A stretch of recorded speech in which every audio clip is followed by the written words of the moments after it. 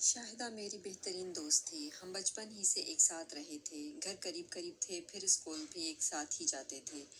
Matric کے بعد ہم دونوں نے ایک ہی کالج میں ایڈمیشن لیا۔ انہی دنوں شاہدہ کے لیے ایک اچھا رشتہ آیا۔ مظہر یوں تو غیر تھا مگر ایک اچھے اور امیر خاندان کا لڑکا تھا، ماں باپ کا اکلوتا، اور شکل و صورت کا بھی اچھا تھا۔ شاہدہ کے گھر والوں نے یہ رشتہ فوراً قبول کر لیا اور 6 ماہ کے اندر اندر اس کی شادی ہو گئی۔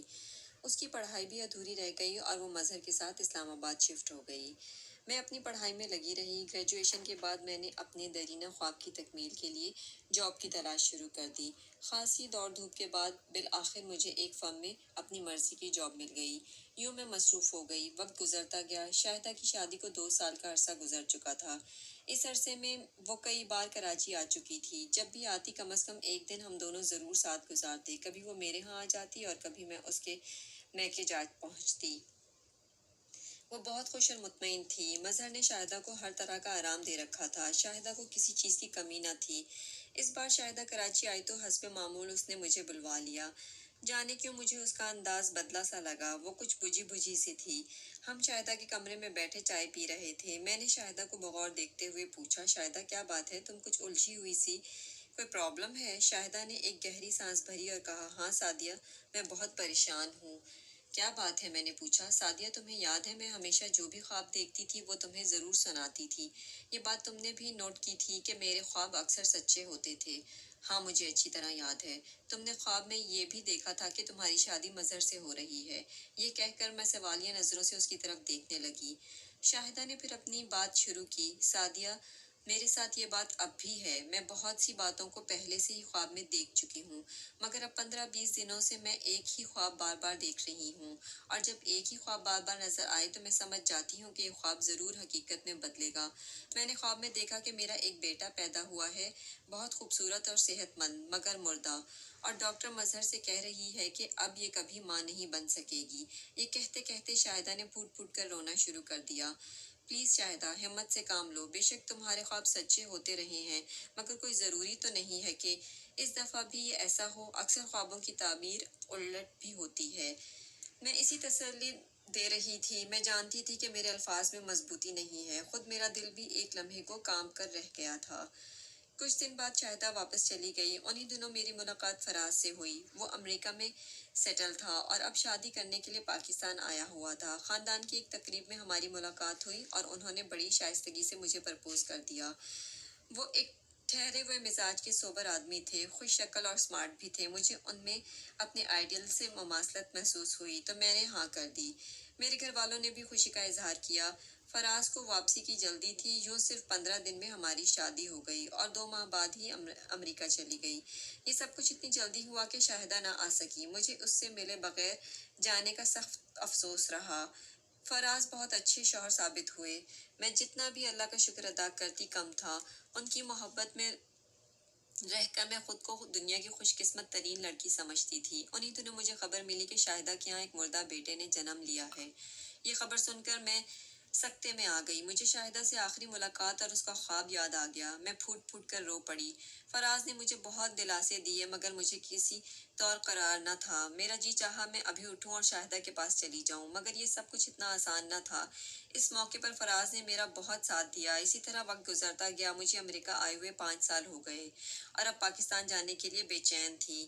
فراز بھی راضی ہو گئے۔ یوں ہم اپنے 3 سالہ بیٹے اعجاز کو لے کر پہلی بار پاکستان آئے۔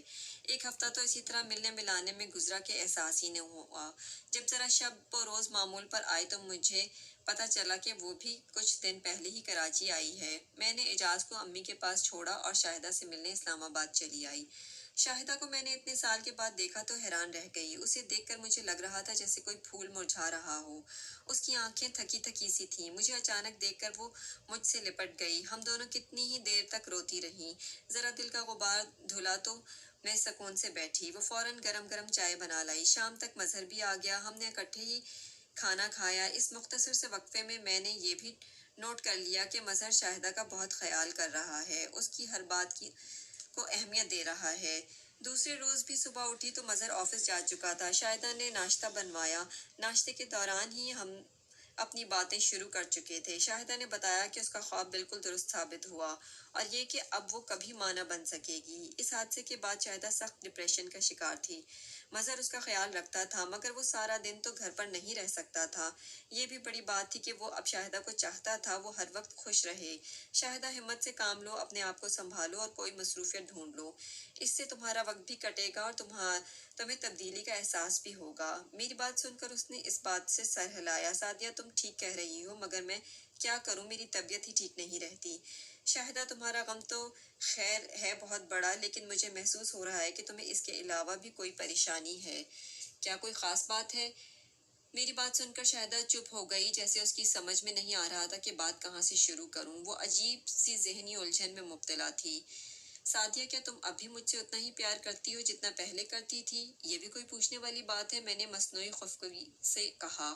لیکن سعدیہ پھر مظہر کو کیا ہو گیا؟ وہ مجھے کیوں قتل کرنا چاہتا ہے؟ کیا؟ میں نے حواس باختہ ہو کر کہا اور حیرت سے اس کی شکل دیکھنے لگی۔ یہ تم کیا کہہ رہی ہو؟ سعدیہ تم میرا یقین کرو، میں سچ کہہ رہی ہوں۔ مگر بات کیا ہے؟ مجھے تفصیل سے بتاؤ کہ تم اتنی بڑی بات کس بنیاد پر کہہ رہی ہو۔ یہی تو میری سمجھ میں نہیں آتا کہ مظہر مجھ سے اتنا پیار کرتا ہے تو پھر مجھے قتل کیوں کرنا چاہتا ہے؟ تمہارے پاس کیا ثبوت ہے اس بات کا کہ وہ تمہیں قتل کرنا چاہتا ہے؟ میں نے الجھ کر پوچھا۔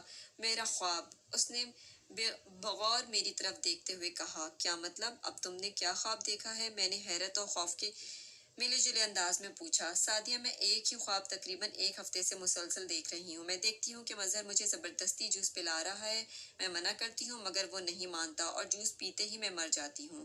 شاہدہ کی بات سن کر میں سکتے میں آ گئی۔ میں شاہدہ سے یہ بھی نہیں کہہ سکتی تھی کہ کچھ خواب جھوٹے بھی ہوتے ہیں، ان پر یقین نہ کرو۔ شاہدہ کی آواز نے مجھے چونکا دیا۔ سعدیہ مجھے مرنے سے ڈر نہیں لگتا، میں مظہر سے بہت پیار کرتی ہوں اور مظہر بھی مجھے بہت چاہتا ہے۔ حالانکہ اسے معلوم ہے کہ میں کبھی ماں نہیں بن سکتی مگر اس نے مجھے کبھی کوئی طعنہ نہیں دیا۔ میں بس یہ جاننا چاہتی ہوں کہ وہ کیوں قتل کرنا چاہتا ہے۔ شاہدہ کہیں ایسا تو نہیں کہ وہ دوسری شادی کرنا چاہتا ہو؟ نہیں سعدیہ، یہ بات نہیں ہو سکتی کیونکہ میں خود کئی بار مظہر سے یہ کہہ چکی ہوں کہ وہ جہاں چاہے شادی کر لے مگر وہ نہیں مانتا۔ کہتا ہے کہ اگر اللہ تعالیٰ مجھے اولاد کی نعمت دینا ہوتی تو تم ہی سے دے دیتا، اور اس بات کا کیا بھروسہ کہ دوسری شادی سے میرے ہاں اولاد ضرور ہو جائے گی۔ اسے اگر دوسری شادی کرنا ہوگی تو کر لے گا، میں اس کی راہ میں رکاوٹ نہیں ہوں۔ اچھا تم اتنا پریشان مت ہو، ابھی کچھ دن تک میں یہاں ہوں، کوئی حل ڈھونڈ نکالیں گے، تم فکر مت کرو۔ شام کو مظہر آیا تو ہم نے ڈنر باہر کرنے کا پروگرام بنایا۔ ابھی تیاری شروع بھی نہ کی تھی کہ اچانک شاہدہ کی طبیعت بگڑنے لگی۔ مظہر نے پریشان ہو کر ڈاکٹر بلوا لیا۔ مسلسل ڈپریشن سے اس کا بلڈ پریشر بہت کم رہنے لگا تھا، شوگر بھی اکثر ڈاؤن رہنے لگی تھی۔ چیک اپ کے بعد ڈاکٹر نے یہی بتایا کہ بلڈ پریشر بہت زیادہ کم ہے۔ اس نے دوا لکھی اور کہا انہیں جوس پلائیں۔ یہ سن کر شاہدہ کے چہرے کا رنگ بدل گیا۔ وہ سہمی ہوئی نظروں سے میری طرف دیکھنے لگی۔ ایک لمحے کو تو میں بھی سوچ میں پڑ گئی مگر پھر میں نے سر جھٹک کر اس وہم کو دماغ سے نکالنا چاہا۔ ڈاکٹر کے جانے کے بعد مظہر دوا لینے چلا گیا۔ سعدیہ تم نے سنا؟ ڈاکٹر کہہ رہا تھا جوس۔ شاہدہ تم فکر مت کرو، کچھ نہیں ہوگا، میں خود تمہارے لیے جوس نکال کر لاتی ہوں۔ دواؤں سے اس کی طبیعت وقتی طور پر تو سنبھل جاتی مگر کچھ دیر بعد پھر بگڑنے لگتی۔ اس کے دل میں ایسا وہم بیٹھ گیا تھا کہ جوس کا گلاس دیکھ کر ہی اسے کچھ ہونے لگتا تھا۔ مظہر زیادہ اصرار کرتا تو رونے لگتی۔ اسے سارے سلسلے میں وہ بہت کمزور ہو گئی تھی۔ 2 دن گزر گئے، اس کی طبیعت سنبھلنے نہیں پا رہی تھی۔ میں نے ڈاکٹر سے اس بات کی تو اس نے کہا کہ نہیں، انہیں کوئی بیماری نہیں ہے۔ یہ بات سن کر میں بھی جانتی تھی کہ خواب دیکھنے کے بعد سے وہ مسلسل وہم اور خوف کا شکار ہے۔ میں نے شاہدہ سے کہا وہ یہ بات مظہر کو بتا دے۔ نہیں سعدیہ، میں یہ بات نہیں بتانا چاہتی، تم خود سوچو میں اس کو کس طرح کہہ سکتی ہوں کہ وہ مجھے جوس میں زہر ملا کر قتل کرنا چاہتا ہے۔ اچھا یہ بتاؤ تم نے پھر کوئی اور خواب دیکھا ہے؟ ہاں، میں نے کل ہی دیکھا تھا کہ جیسے میں ہوں اور میرے قریب تم ہو، مظہر ہے، باہر بہت سردی ہے، کمرے میں عجیب سی خوشبو پھیلی ہوئی ہے اور میرے قریب کچھ پھول پڑے ہوئے ہیں۔ میں تم دونوں سے کچھ کہنا چاہ رہی ہوں مگر کہہ نہیں پا رہی ہوں۔ اگلے دن شام کو شاہدہ کی طبیعت ذرا بہتر تھی تو ہم لوگ ڈنر پر چلے گئے۔ رات گئے گھوم پھر کر ہم واپس آئے۔ شاہدہ بہت تھک گئی تھی، وہ دوا وغیرہ کھا کر سو گئی۔ اگلے دن میں جلدی اٹھ گئی، کچن میں آ کر چائے بنانے لگی۔ مظہر بھی آ گیا، میں نے اسے بھی چائے دی۔ ہم دونوں ادھر ادھر کی باتیں کرنے لگے۔ تھوڑی دیر بعد شاہدہ بھی اٹھ کر آ گئی اور دروازے پر کھڑی ہو کر ہمیں دیکھنے لگی۔ لو بھائی سعدیہ، اب تم شاہدہ کو بھی چائے بنا دو، میں ذرا فریش ہو جاؤں۔ یہ کہہ کر مظہر چلا گیا تو شاہدہ میرے پاس آ گئی۔ سعدیہ، مجھے تم سے یہ امید نہیں تھی۔ کیا مطلب ہے؟ میں نے حیرت سے کہا۔ مطلب یہ ہے کہ تم بھی مظہر کے ساتھ مل گئی ہو اور مجھے مارنا چاہتی ہو۔ یہ کیا کہہ رہی ہو؟ مجھے غصہ آ گیا۔ تم چلی جاؤ واپس، میں خود ہی تمام حالات کا مقابلہ کر لوں گی۔ ٹھیک ہے، میں چلی جاتی ہوں، مگر یہ اچانک تمہیں کیا ہو گیا ہے؟ میں نے قدرے دھیمے لہجے میں پوچھا۔ کچھ نہیں، رات میں نے وہی خواب دوبارہ دیکھا کہ مظہر مجھے زبردستی جوس پلا رہا ہے، تم بھی اس کے ساتھ کھڑی ہو اور کہہ رہی ہو شاہدہ یہ پی لو، مظہر ٹھیک کہہ رہا ہے۔ شاہدہ، بے شک تمہارے خواب سچے ہوتے ہیں، لیکن اس دفعہ یقیناً تم صرف وہم کا شکار ہو۔ یہ کہہ کر میں کمرے میں آئی اور تیاری کرنے لگی۔ دفعتاً مظہر کی تیز آواز پہ میں کمرے میں سے باہر نکلی تو دیکھا کہ شاہدہ بے ہوش پڑی ہے اور مظہر اسے اٹھانے کی کوشش کر رہا ہے۔ اسے بیڈ پر لٹا کر میں اسے ہوش میں لانے کی کوشش کرنے لگی۔ مظہر نے پہلے تو ڈاکٹر کو فون کیا، پھر کچن کی طرف دوڑا۔ ڈاکٹر کی ہدایت پر اس نے چند لمحوں میں تازہ جوس نکالا اور شاہدہ کے پاس آیا۔ شاہدہ، اسے پی لو، تمہاری طبیعت سنبھل جائے گی، ابھی ڈاکٹر بھی آتا ہوگا۔ شاہدہ نے سختی سے منہ بند کیا ہوا تھا، اس کی آنکھوں میں ایک انجانا سا خوف تھا۔ میں نے شاہدہ کے قریب آتے ہوئے کہا، شاہدہ، مظہر ٹھیک کہہ رہا ہے، یہ پی لو، تم ٹھیک ہو جاؤ گی۔ دفعتاً میں خود اپنے جملے سن کر حیران رہ گئی۔ کچھ ہی دیر پہلے شاہدہ کا سنایا ہوا خواب مجھے یاد آ گیا۔ یا اللہ، یہ کیا ہو رہا ہے؟ میری کھوپڑی ناچ کے رہ گئی۔ مظہر نے زبردستی تھوڑا بہت جوس شاہدہ کے منہ میں ڈالا، مگر چند ہی لمحوں میں شاہدہ پھر بے ہوش ہو گئی۔ ڈاکٹر بھی آ گیا۔ اس نے شاہدہ کو اچھی طرح دیکھا، پھر حیرت زدہ سا کھڑا رہ گیا۔ کیا بات ہے ڈاکٹر؟ مظہر نے بے چینی سے پوچھا۔ میرا دل بھی انجانے میں خدشات کے تحت ڈول رہا تھا۔ آپ چاہیں تو انہیں اپنی تسلی کے لیے ہاسپٹل لے جائیں، مگر اب ان میں کچھ نہیں رہا، ان کا ہارٹ فیل ہو چکا ہے۔ شاہدہ کے انتقال کو آج تیسرا دن تھا، گھر والوں سے گھر بھرا ہوا تھا۔ میں کسی کام سے شاہدہ کے کمرے میں گئی تو جھٹک سی گئی۔ شاہدہ کی بڑی تصویر کے آگے مظہر بالکل خاموش کھڑا تھا۔ یہ منظر بھی شاہدہ کا بتایا ہوا تھا۔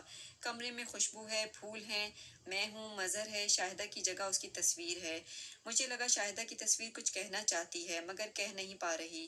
ایک ایک کر کے خواب کے سب منظر اسی طرح سامنے آئے جس طرح شاہدہ نے دیکھے تھے، مگر خواب کی تعبیر اس نے وہ سمجھی جو نہیں تھی۔ ہاں، اس کا ادراک غلط تھا۔